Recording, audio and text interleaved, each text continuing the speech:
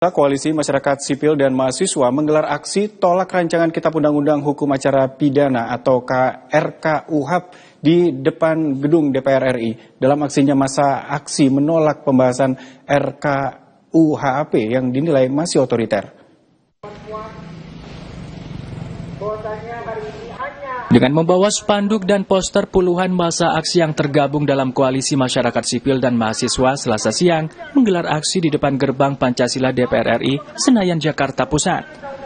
Dalam orasinya, massa menolak pembahasan rancangan KUHP yang dinilai dilakukan secara ugal-ugalan oleh DPR dan pemerintah.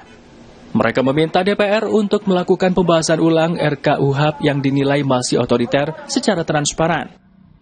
Teman-teman mahasiswa dan rekan-rekan yang lain itu concern terhadap bagaimana KUHP ini dibentuk. Pertama soal prosesnya, yang mana Habibur Rahman berkali-kali bilang dia nggak mau mengubah kewenangan dan cenderung cepat. Dan yang kedua soal substansinya, ada banyak substansi bermasalah. Pada intinya nggak ada paradigma yang berubah dari tahun 81. Kita udah reformasi, paradigma udah berubah, tapi KUHP kita belum berubah paradigmanya, masih otoriter seperti pada tahun 81. Itu intinya itu. Jadi semua perubahan yang ada akan jadi percuma kalau paradigmanya secara mendasar belum berubah.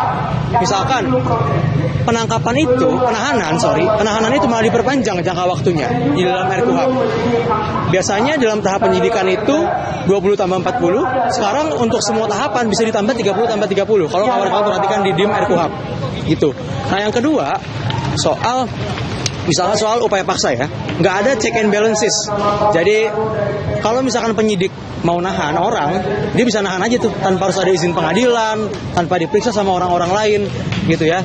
Jadi kita mendorong KUHP yang melindungi hak asasi manusia, gitu, yang balance. Apakah kita mendukung reformasi KUHP? Iya, kita mendukung reformasi KUHP, tapi nggak reformasi yang asal-asalan dan ugal-ugalan. Meski aksi tersebut berlangsung damai, sejumlah petugas kepolisian disiagakan untuk mengamankan aksi penyampaian pendapat tersebut.